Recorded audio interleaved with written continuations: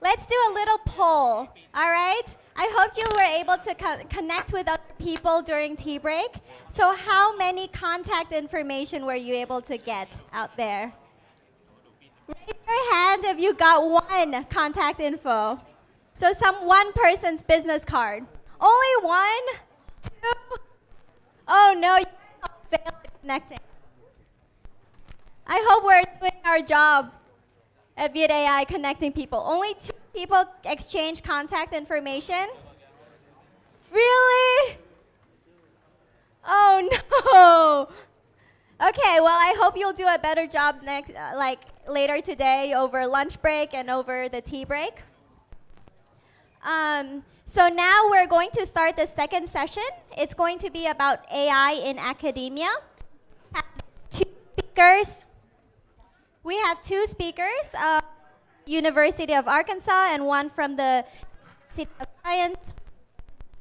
And then after that, we're going to have a panel discussion. So if you have any questions, please save your questions for the panel discussion afterwards.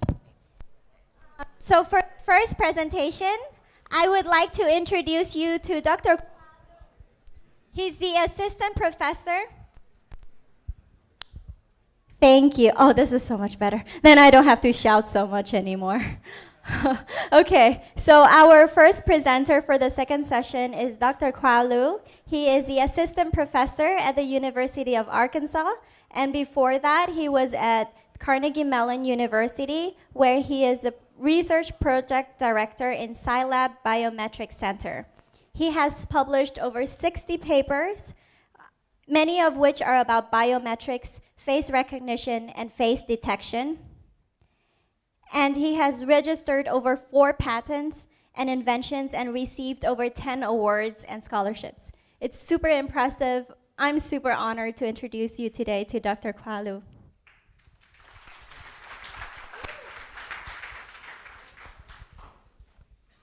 Hello.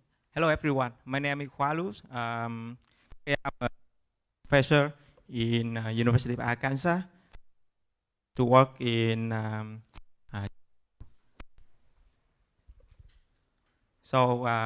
first of all, I would like to say thank you very much from VIETAI to VIETAI to give me a chance to talk to everyone here. So I would like to talk about the project and the research I have been done. Most of the work here. Thank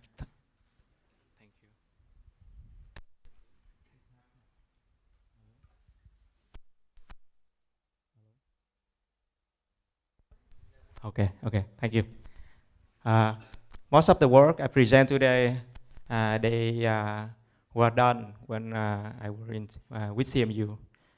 So I quickly go with the case study in face recognition. Everyone already knows about the iPhone Face ID. So this system works really, really well because they have the very good camera system, 3D camera system. And the number of users per camera usually 1 or 2 people at max. So in our challenge, we define the problem in another scenario when we have so many people. Usually we just we have about 1 million or more than that. And the problem usually have to work in the way, like the project I present here. We just deliver right before I moved to the new university, where we have to do extremely long distance, about 500 meters from the subject. Here we have to combine between the optic and computer vision and deep learning approach to tackle the problem. We also do some 3D face recognition from 2D camera. For example, here's my college, Usaf. What he did, he take 2D image from the ID, and he scanned student ID, scan it, take the photo, take the image, and then detect the face of the student. And several years later, that student come back, and he tried to do some pose face. And the system tried to search that subject from the database using the 3D face recognition algorithms and find the match one. We also do some face detection. Face detection actually is not the new problem. It's one of the first problem in the computer vision. And here we use some kind of commercial software to demonstrate the face detection. So you can see here most of the time the face can be very well detected.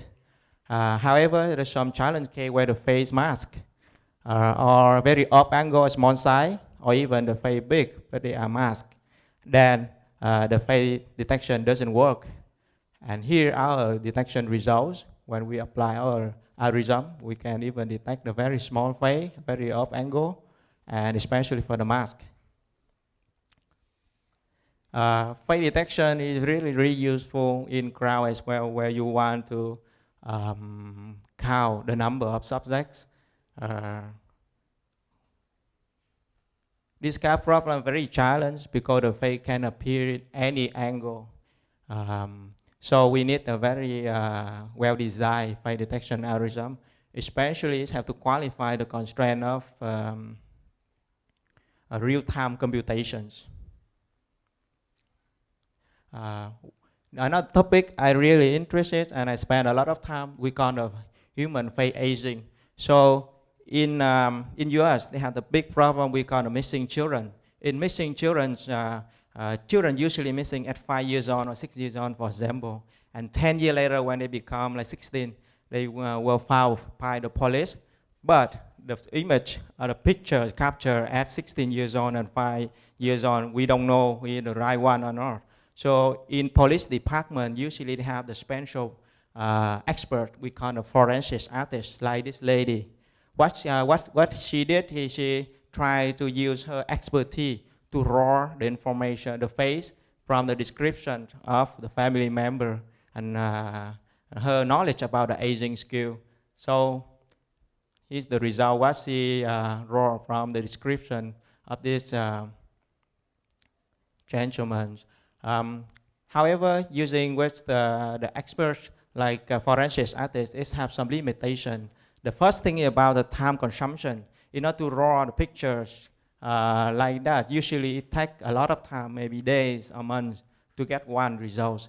And we need a really very skillful expert. Because of that, the deployment scale usually very small. To train an expert is very, very, very hard.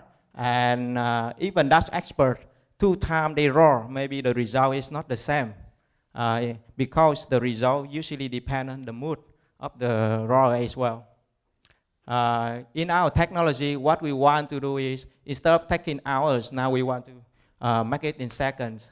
And we want to learn the experience like the expert and try to scale it up. And we can deploy it anywhere in the world, anytime, anywhere. And the result has to be consistent. Here's some result. He's my colleague, Dr. Patterson.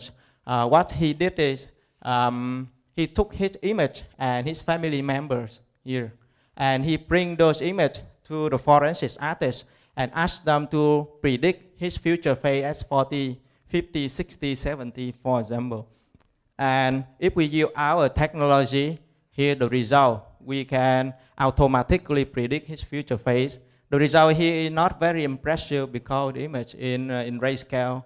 But here we have more. We have the input face, like this subject at particular age, like 17 years old, 23 years old, or 32 years old. And we have the algorithm automatically predict how this subject look like when he become older, 27, 30, or 44 years old. And in the meantime,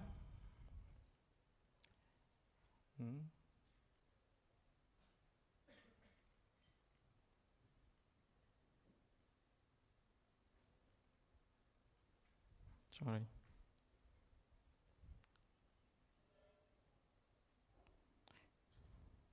So besides, we also have some raw truth to compare the result between the synthesized and the real one. So the hand-raised columns is the real results from the raw truth data. So for us, you can compare the results and the result we synthesize and raw truth one. We also do some face aging in video. For example, we have the current video of Mark, and we want to predict how he look like at 60 years on, for example. So when we do aging in vitro, the problem become much more challenging because we have to make sure on the ring score or the feature has to be consistent frame by frame, even though he do a lot of emotion, expressions, and movement as well. So the CAP technology will be very useful not only for missing children's case, but also for some Hollywood movie or makeup, something like that.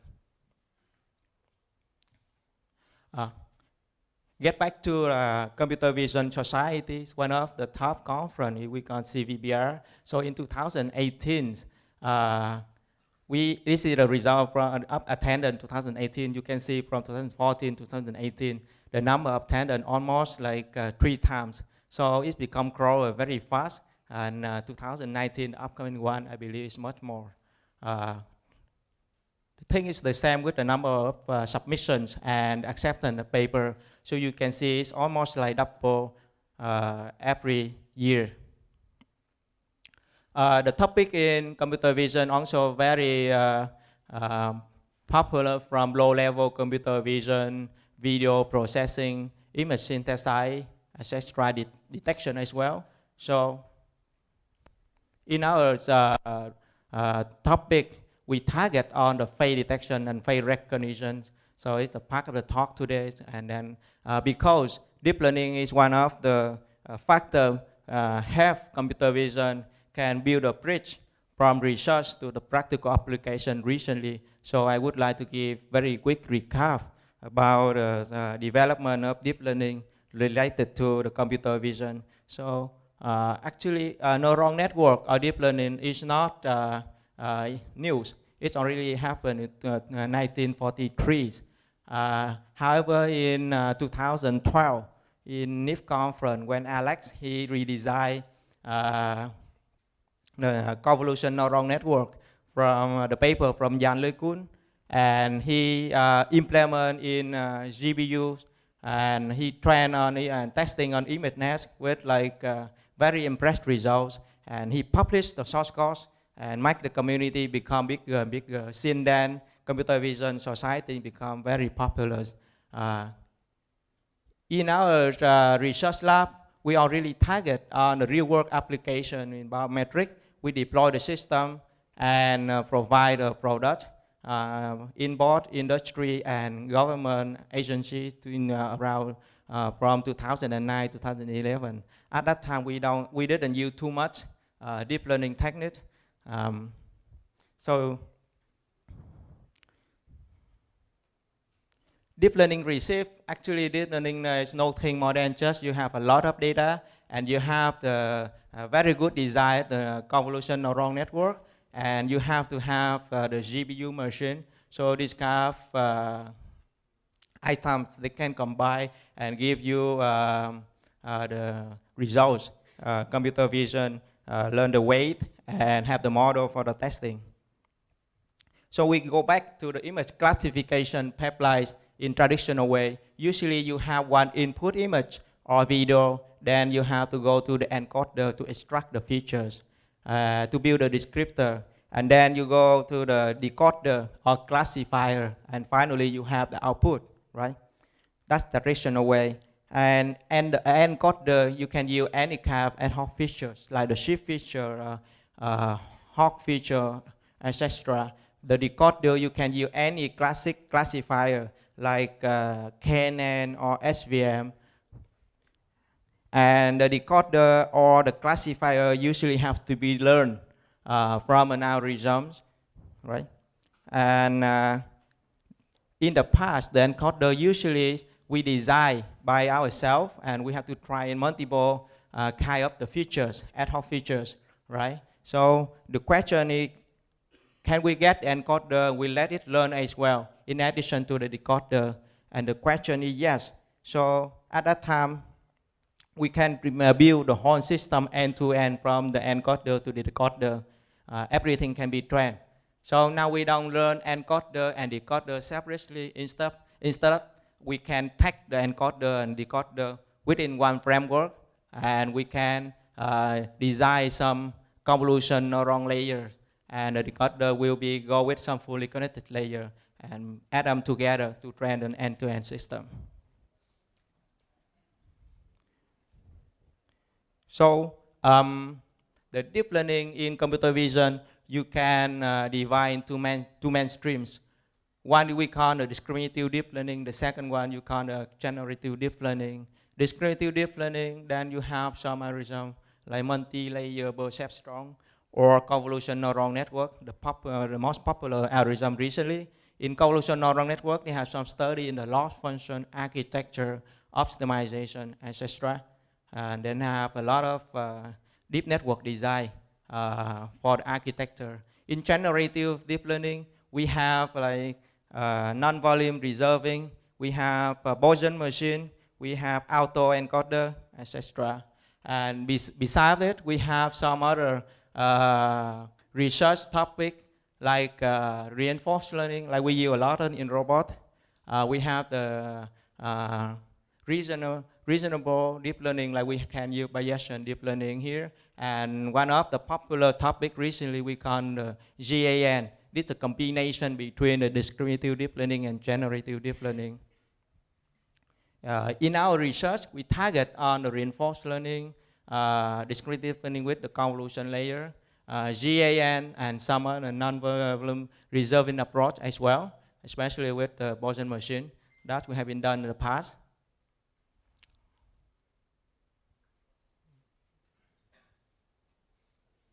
So we have done in some study in human detections in very challenging case like thermal video. The question is, can we train on the regular RGB camera, and then we test we can go with any unseen domain or not. We also do some 3D modeling using generative deep learning.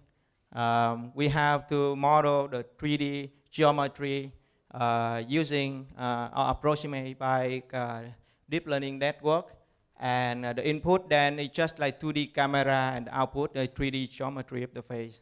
So those kind of technology can help to build the face recognition in 3D and avoid the fake scenarios. Here, one of my colleagues is he tried to do some 3D landmarking and 3D face shape reconstructions. So this kind of technology right now we can run with on a real time. And next step we try to even build on just a laptop where we don't need the GPU card. So what is the face model? The face model is here's what human think. In human, the way we understand the face is nothing more than just look at the face and then we try to describe the face by draw the face, right? That's the way how human do. How about the computer?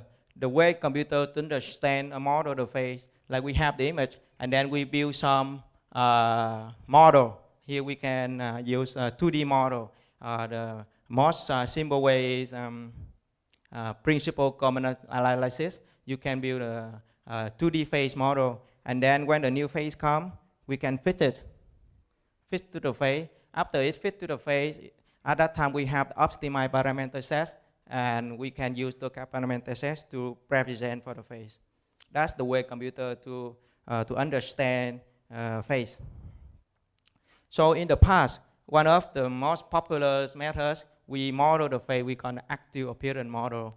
Active appearance model is nothing more than just model two components. One we call the shape, the skeleton of the face. The second component we call the texture information. So combination two information together to apply the principal analysis on the top of it. Then we have the active appearance model. And active appearance model, they have one limitation.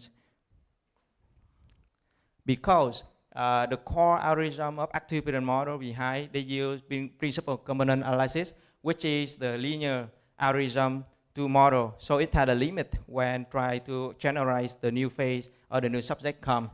It cannot model very well unseen subject. Because of that, in 2015, we introduced the new methods. We use deep Bayesian machine to simulate the strategy of active parent model. But instead of using the PCA, now we use the Bayesian machine algorithm to model the shape and model the texture. And then we have another layer on the top to represent for the structure of the face. So with this technology, what we can do, we can apply in super resolution. What we did here is take the input image, and then we have some landmark.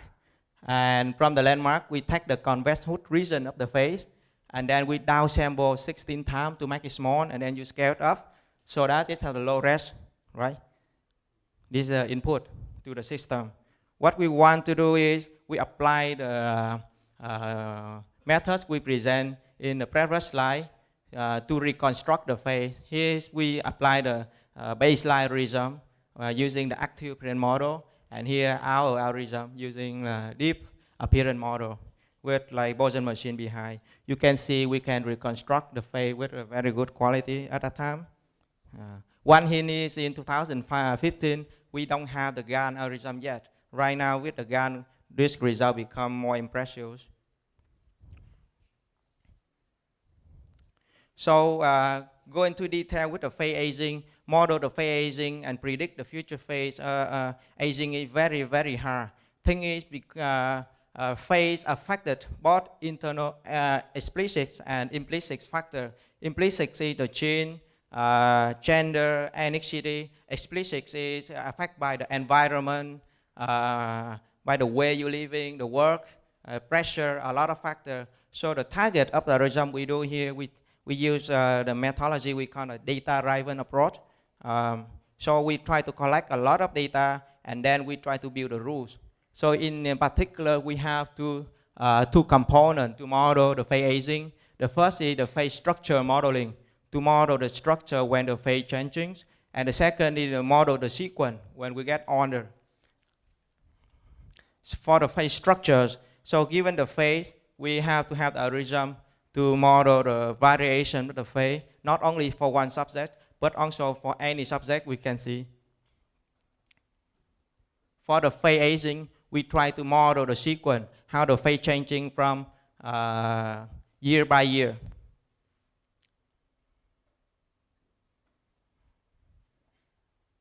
So we have a long history in the approach for the face aging.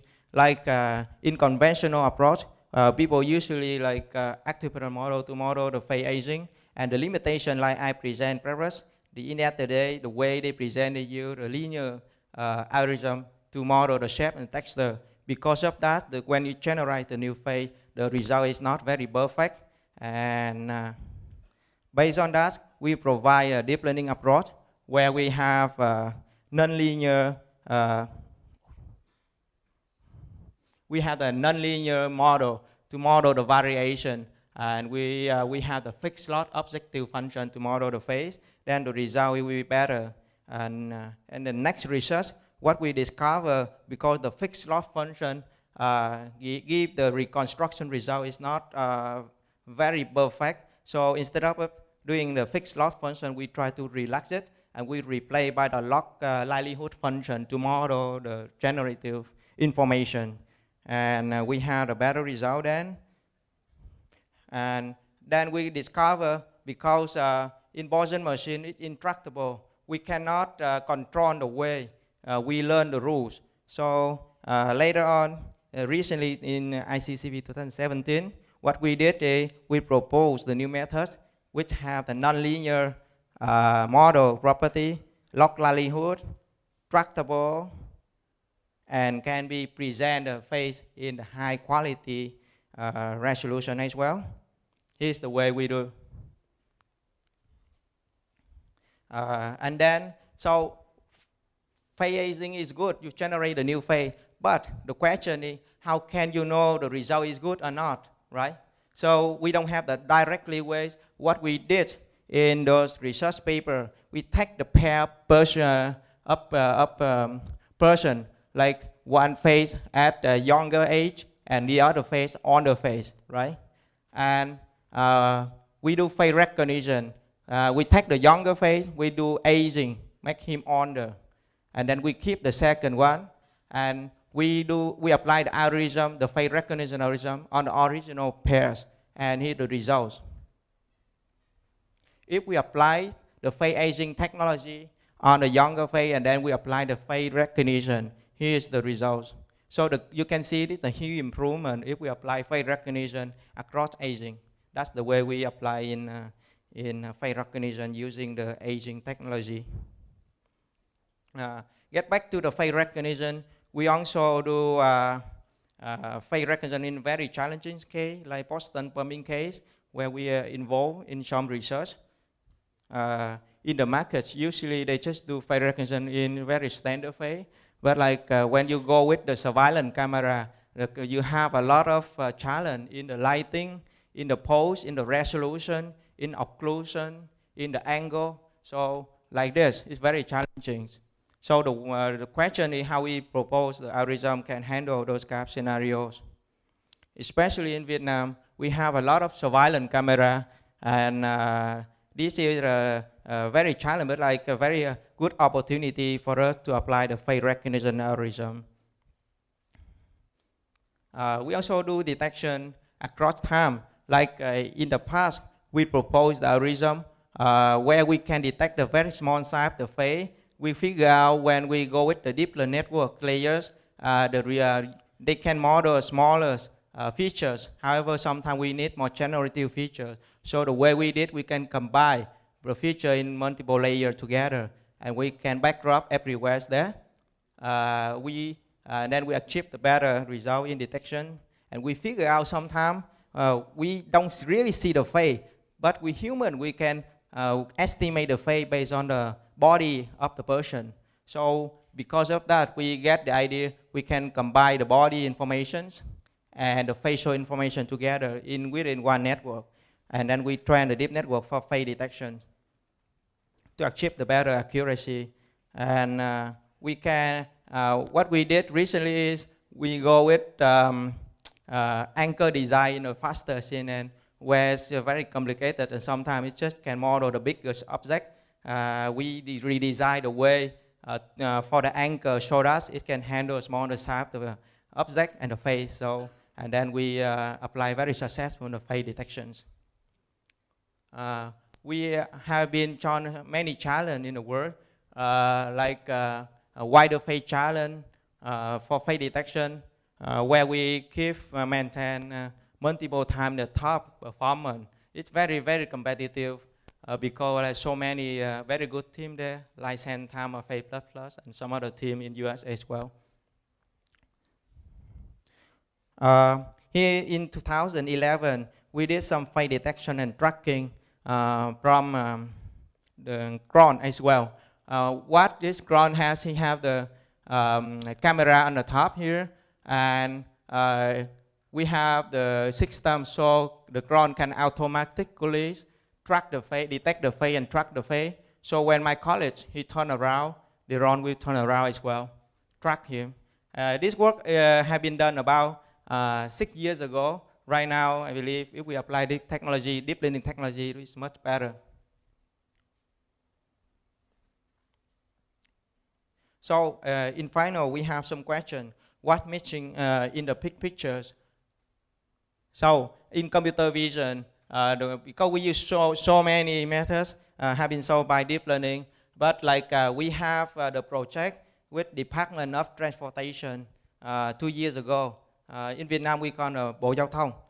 In US, in that project, we also sit down with Fernando Torres from CMU, and we agree a lot of algorithm in computer vision, we don't have to use deep learning. We just use it when we really need it. Like face modeling, face detection, a lot of algorithm, we don't have to use it. But when we really need it, we have to do it in a good way. When one of the limitations in deep learning nowadays is the deployment, because when you have the accuracy is good, but when you require the huge amount of resource, like have to have the GPU to run, then we don't have enough money